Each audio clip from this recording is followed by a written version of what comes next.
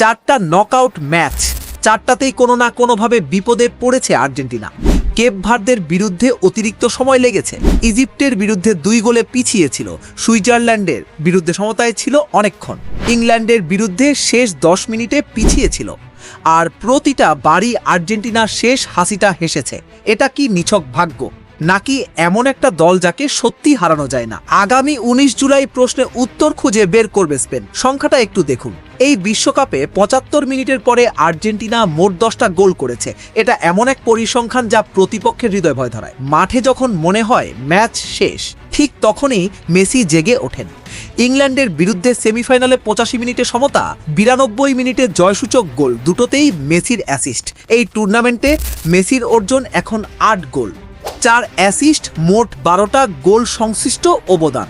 সাথে যোগ হয়েছে 3টা রেকর্ড, বিশ্বকাপের ইতিহাসে সর্বোচ্চ গোল 21টা, সর্বোচ্চ অ্যাসিস্ট 12টা, আর টানা 9টা ম্যাচে গোল করার রেকর্ড। কিন্তু এবার প্রতিপক্ষ ভিন্ন প্রজাতির। স্পেন এই টুর্নামেন্টে অপরাজে 37 ম্যাচ ধরে হারেনি, যা ইতালির 2018 থেকে 2021 পর্যন্ত রেকর্ডের সমান। প্রতিপক্ষদের 13-1 গোলে হারিয়েছে, 6টা ক্লিনশিট রেখেছে। 2010 সালের পর এই প্রথম ফাইনালে তারা, আর তখনও চ্যাম্পিয়ন হয়েছিল। বুকমেকারও তাই স্পেনকেই সামান্য এগিয়ে রাখছে। ফ্যানডুয়েল স্পোর্টস বুকে স্পেন -160, আর্জেন্টিনা +125। তাহলে প্রশ্নটা দাঁড়ায় সংগঠিত নিখুঁত অপরাজেয় স্পেনের রক্ষণ কি পারবে আর্জেন্টিনার এই অবিশ্বাস্য মানসিক দৃঢ়তা ঠেকাতে?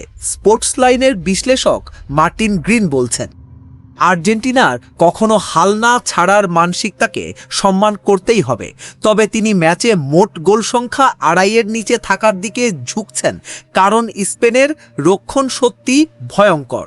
আর মূল লড়াইটা হবে 2 প্রজন্মের, লামিন 18 বছরের তরুণ প্রতিভা বনাম 38 বছরের জীবন্ত কিংবদন্তি। মেসি একদিন যেমন বার্সেলোনার জার্সিতে বিশ্বকে চমকে দিয়েছিলেন, ইয়ামাল এখন সেই একই জার্সিতে নতুন ইতিহাস লিখছেন। মজার বিষয় হলো স্পেন দলে 8 জন খেলোয়াড়ই বার্সেলোনার। এটা হবে বার্সা ভক্তদের জন্য এক বিশেষ ফাইনাল। যদি আর্জেন্টিনা জেতে, তারা হবে গত 70 বছরে প্রথম দল যারা টানা 2 বার বিশ্বকাপ জিতেছে। ব্রাজিল সবশেষ করেছিল 1958 আর 1962 সালে পেলের হাত ধরে। আর যদি স্পেন জেতে, তারা লিখবে তাদের ফুটবল ইতিহাসের দ্বিতীয় স্বর্ণযুগ প্রথম অধ্যায়।